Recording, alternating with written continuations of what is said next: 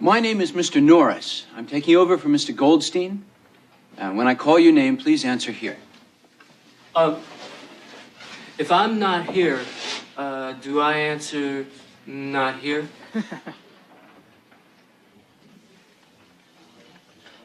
Abrams? Not here. Oh, Just leaving. Not here. Bye-bye. That's right. Oh. Let's go.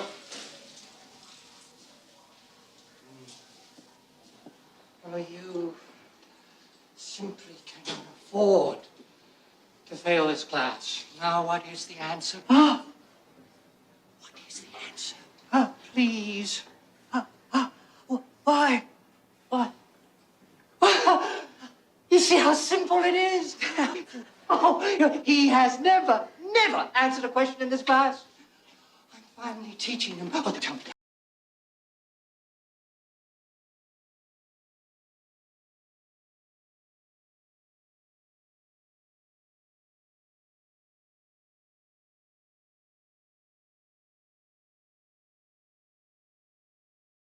The class of 1984 on beautiful 35 millimeter. It's my understanding that the print is, let's say it's a grindhouse print. So you're going to be getting the full grindhouse experience, which is what we want, right? Yes. So just bear with me. So class of 1984. Released in 1982, directed by Mark Lester of Commando fame. Okay, he also directed a sequel to this, an unofficial sequel, and maybe its official, class of 1999. Right? Yes. Firestarter. A Firestarter. Hopefully, we can show class of 1999 at some point here. That would be awesome.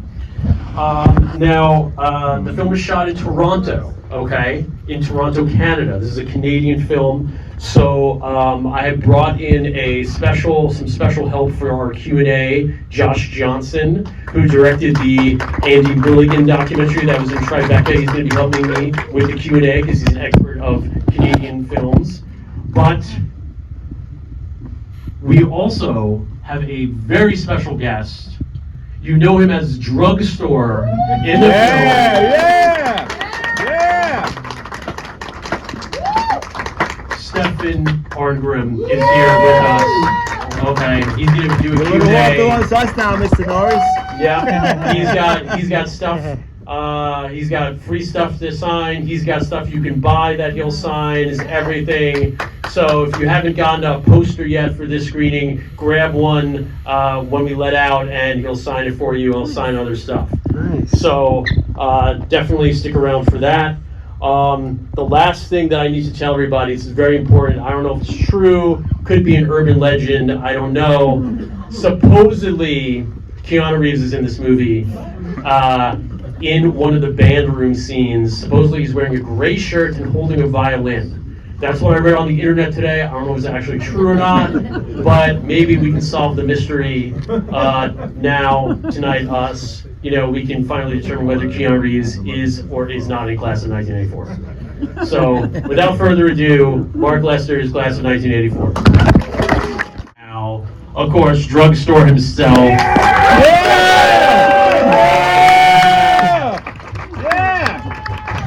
Stefan Arngram. Here he is. Howdy. Okay, here we go. All right, so, prepared questions here.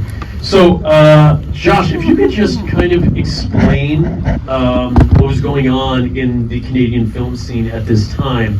I happen to be a personal friend of Tom Holland, who is the one of the screenwriters.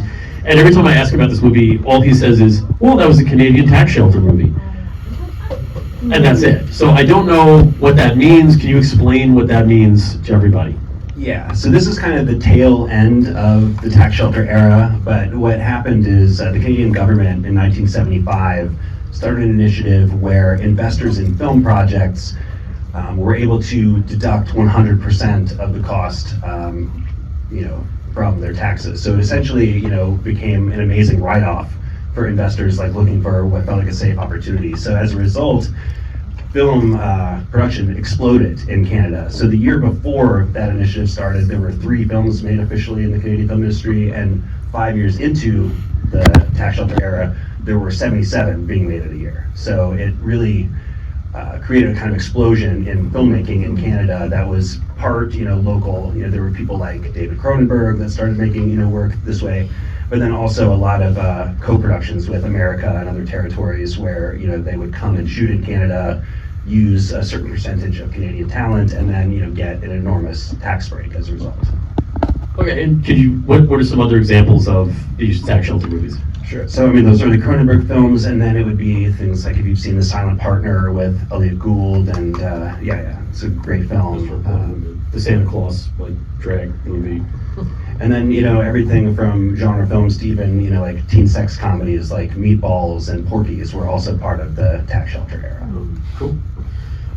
Now, question for Stefan. Can you explain how you got cast in class of 1984?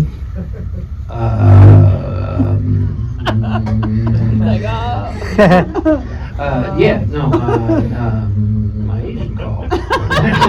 Said, go meet this guy, Mark Lester, and I did. And went down there and we just talked for a while. And originally,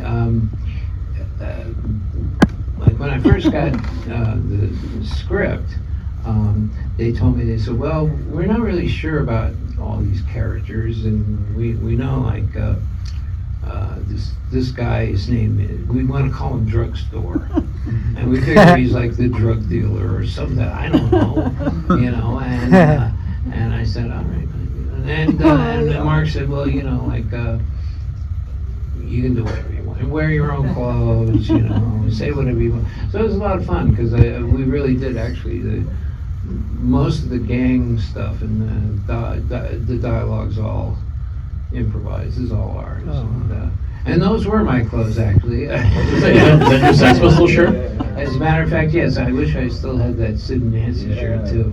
And some of that stuff came from. I'd been in London in '76, '77, so some of it actually came from places like Sex and Seditionaires and places the King's Road and stuff like that. Like that Ultravox jacket. That was cool. Anyway, so I got to wear all the time. So I was cast out of LA with the SAG hires Roddy and Perry and Mary Lynn and Tim, and then we flew up to Toronto, and I think a lot of it had to. I'm Canadian originally by birth, although I'm a permanent resident here and everything, but that's as you know, is points, for your tax credits.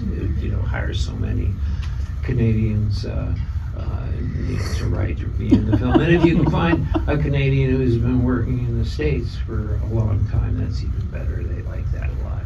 So you're basically like a twofer. Yeah, yeah, exactly. I think it's exactly 2 points, as a matter of fact. So Josh, can you just elaborate on that? So it's my understanding that a certain amount of the cast and crew had to be Canadian for you to qualify for that tax credit, right? Yeah, and even though the tax shelter era has sort of ended, this still goes on. It's called CanCon, or Canadian Content, and it's a requirement that things produced in Canada for that market have to have a certain percentage of people that are Canadian.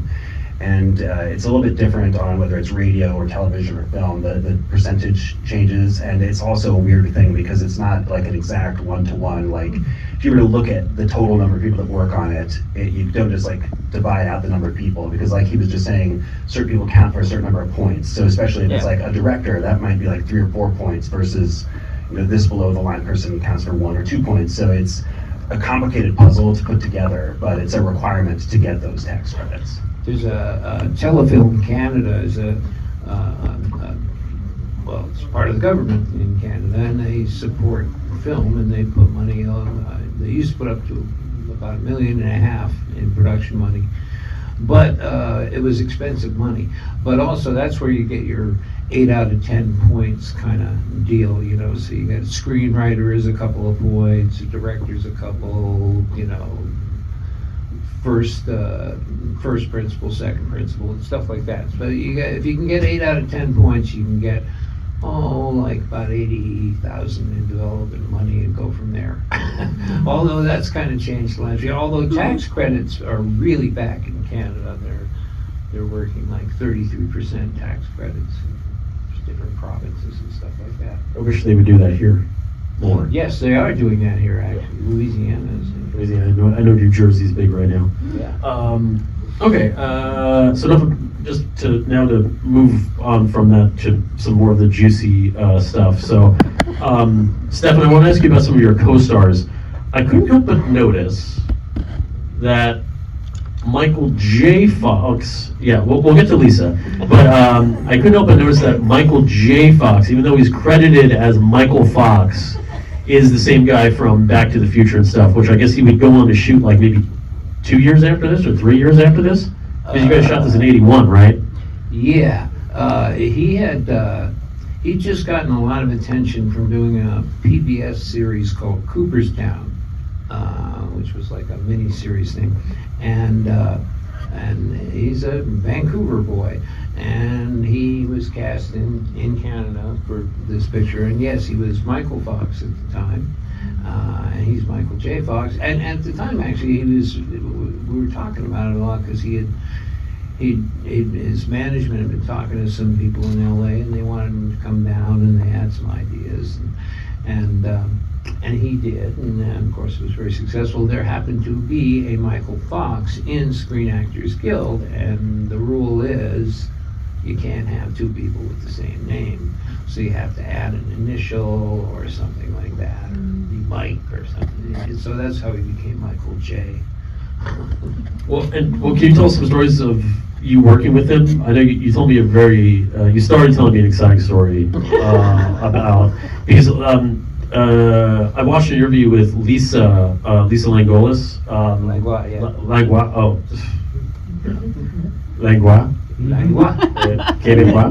Yeah, no, as a matter of fact, yeah. Okay. She has a big two careers. She's got a career in Francophone films and in English-speaking films. Oh, Really wow, okay, interesting. that's interesting.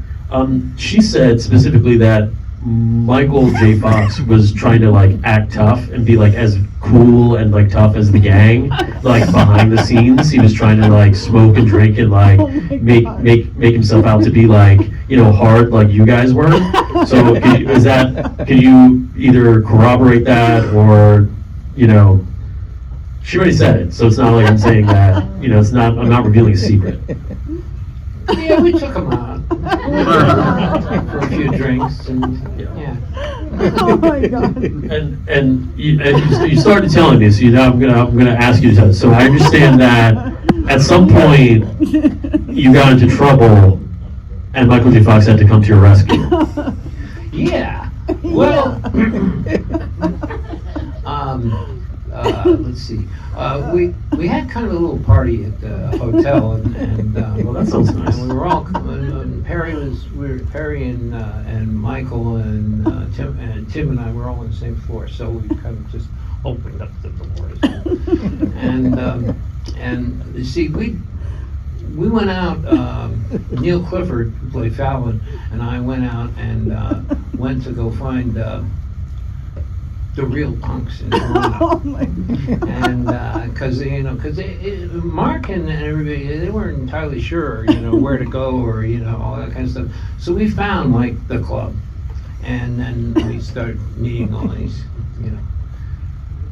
kids, and it was fun, and we sort of brought them all in, and then they didn't know what they were going to do about the band or something, and we said, we were talking to them, and we said, well, you know what, everybody here loves Teenage Head, and they're local, and they're around. Teenage Head's the band that you see playing in the. Yeah, good Toronto homeboys, and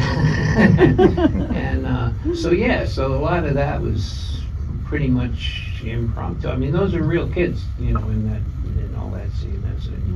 Those are actual club-going punk kids. It's a real performance as well, right? Oh yeah, they're playing, yeah.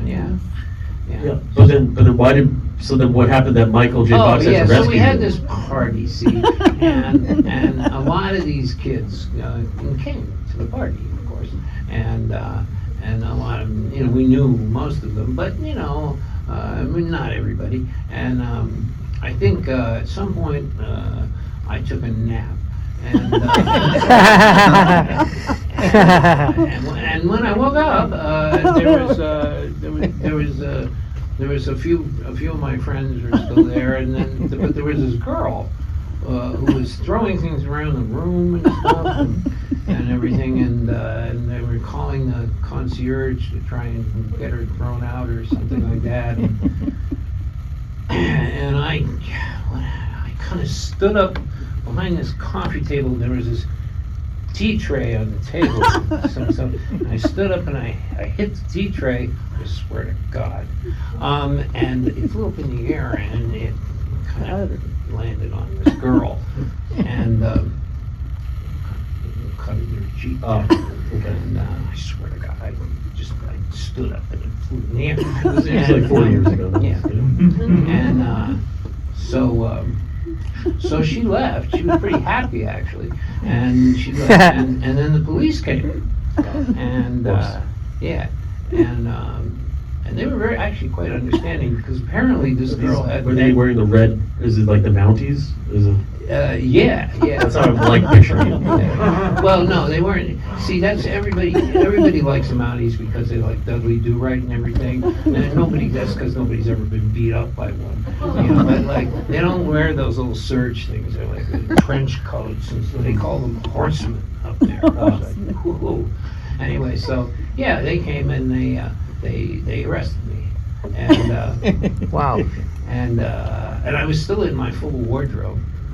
I hadn't changed or anything. So there was this wonderful moment when I was sitting in the police station behind it. It was empty, and there were like these 4 desks going down this line, and I was sitting at the end. And I looked over, and there was like a bunch of knives and crap on one desk, and then like a shotgun on this other desk, and all this stuff. And then I look at mine. There's a tea tray with a tag on it. Oh, that was the evidence. Deadly weapon. But I was informed by the detectives who came to talk to me later that they knew this girl and that this was like a kind of a regular bit. And she had actually like found her way into other people's, some bands and some other actors' rooms and caused trouble and then wanted money. And apparently she'd been down to the police station already and had, asked for like $1,000 and she'd forget about it or something. But nonetheless, I'd been arrested. So I don't remember exactly who it was, but somebody went and I don't think anybody, it was very late, 4 in the morning or something, and I don't think anybody had any cash because he spent a lot per diem. But Michael had some money. And so somebody tagged Michael and said, you gotta come down and get Stefan out of jail. So he did. And Wow. and then the next day, Mark was thrilled. He came up. He said, "Hey, that's great, man. We're gonna get some good press out of this." Thanks a lot. Did you? Did that happen? Yeah, actually, we did. We had a good story out of it. So Michael J. Fox bailed you out of jail. He did. That's cool. So let's talk about some of the other actors. I love the scene with Roddy teaching the kids at gunpoint. Me too. What I think is missing from, Lean on Me. Because basically Roddy kind of starts with you, and then he goes over to Lisa. So like and also, I mean, you must have known who Roddy was at that point, right? Actually, we were really good friends. Oh, really? Yeah. Well, I was an actor when I was a kid, and when I first left here and went out to Los Angeles to start working and everything, we were living at the Chateau Marmont, and my family and Roddy lived there. And Roddy, having been a kid actor, became friends with my family and with me, and he kind of was like, looked out for me a little bit, and kind of, told my parents to, watch out for this. He was kind of a mentor guy, actually. We had a lot of fun. I think, there's a picture of me in, I think, the second book, his photo book. He was a great photographer. And we were good friends. It was a lot of fun. But we never got a chance to work together until this movie. And yeah, it was a lot of fun. And the funny thing about that scene is that about 17 years later, I did another film for Mark called Misbegotten, which is a really strange little movie with Kevin Dillon and Nick Mancuso. And there is a scene in that movie where Kevin sticks a .45 automatic in my face as well. Wow. And after we shot this scene, it was cut, print, whatever, and I heard Mark laughing. And I looked over and I said, "What are you?" And Mark looks up and he goes, 17 years ago I had Roddy McDowell stick a .45 in your face. You just made exactly the same noises as you made. You guys had a system, That's the noise I make when you stick a gun in my shirt. Now, Josh, do you have anything you'd like to share about the class of 1984 as an expert of Canadian films? Or do you have a question for Stefan? Well, I mean, something that's interesting about it that is representative of a lot of these tax shelter films is that while they're made in Canada with a lot of Canadian talent involved, they're presented as though they are American films. So I mean, the overwhelming majority of these films, audiences seeing them probably wouldn't even realize that they were made in Canada or that a lot of the people that were seeing were Canadian. And that's certainly true of this. There's an American flag at the school, even though it never specifies where they are. It's clearly intended to be somewhere in the United States. I think theoretically it was Chicago, hence the Lincoln High. All the license plates are Illinois, Chicago Crime. Yeah. Oh, all right, everybody. This is all right. John, stand up. I just want. Okay. Yeah. Okay. This is John. He came all the way from Asbury Park, New Jersey. He's the #1 class of 1984 super fan. That guy right there. Thank you for coming, John. I keep looking at when I was looking at this print. I kept thinking about. Now, I don't know if anybody's been to Toronto or Canada, but if you notice all the graffiti all over the Central Tech High School and all over the streets, that's ours. That's the art department did that. Canada is very, very clean. And we really made a mess of it. They were real happy about it, actually. Was that all one location? Yes, it was Central Tech High School, and See, that's what I thought. I watched a review today where some clown on the internet was saying they did a really bad job of editing together all the locations at the end of the movie. And I was like, bro, it's one location. Like, I don't know why. Yeah, no, it was Central Tech High School in Toronto, and then we were on Queen Street and a few side streets, and that's about it. Okay. All right. Well, John's giving me the wrap up, so we're just going to do one more question.